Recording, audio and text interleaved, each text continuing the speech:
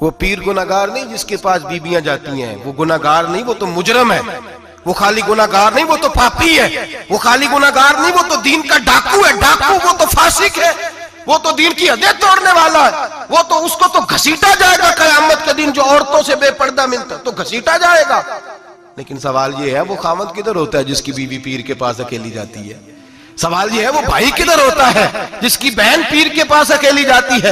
سوال یہ ہے بیٹا کدھر ہوتا ہے جس کی اماں اکیلی جاتی ہے؟ میرے نبی رحمت، نور مجسم، شفیع معظم، سرور کون و مکان، سیاح لامکان صلی اللہ علیہ وسلم کی خدمت عالی مرتبت میں صحابی نے پوچھا کہ یا رسول اللہ، اگر نیک ہو بندہ، بی بی بھی نیک ہو تو ایک میں بیٹھ سکتے ہیں؟ اعلیٰ حضرت نے فرمایا اگر عورت دین سیکھنے چاہے، پیر کے پاس جائے تو اپنے خاوند کے ساتھ جائے، اپنے بھائی کے ساتھ جائے، پھر بھی پردے میں بیٹھے، دور بیٹھے، آواز کے ساتھ بات کو سمجھے، لیکن اس کو تنہائی کرنے کی اجازت، کسی کو بھی اجازت، وہ چاہے جو مرضی بھی ہو، کوئی بھی ہو، بڑی کھلی بات کر رہا ہوں۔ میرے حبیب پاک سے پوچھا حضور اگر مرد عورت نیک ہو پھر بھی تنہا نہیں بیٹھ سکتے؟ میرے محبوب نے فرمایا اگر زکریا کے بیٹے یحییٰ ہوں اور عیسیٰ کی والدہ مریم ہو تو پھر بھی میں انہیں تنہا رہنے کی اجازت نہیں دیتا، پھر بھی انہیں تنہا رہنے کی میں اجازت نہیں دیتا، پھر بھی اجازت نہیں ہے۔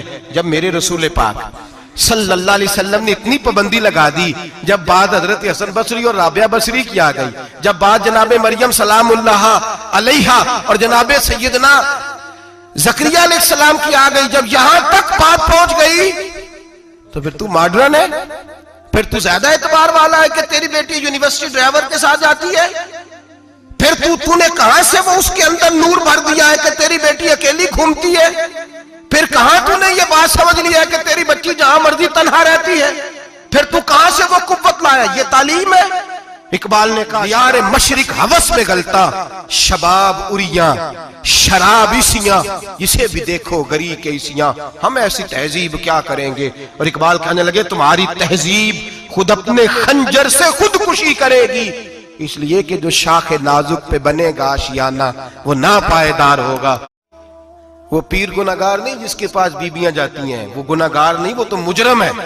وہ خالی گناہگار نہیں، وہ تو پاپی ہے۔ وہ خالی گناہگار نہیں، وہ تو دین کا ڈاکو ہے۔ ڈاکو وہ تو فاسق ہے، وہ تو دین کی حدیں توڑنے والا ہے۔ وہ تو اس کو تو گھسیٹا جائے گا قیامت کے دن، جو عورتوں سے بے پردہ ملتا تو گھسیٹا جائے گا۔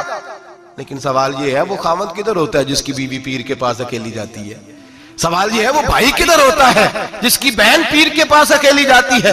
سوال یہ ہے بیٹا کدھر ہوتا ہے جس کی اماں اکیلی جاتی ہے؟ میرے نبی رحمت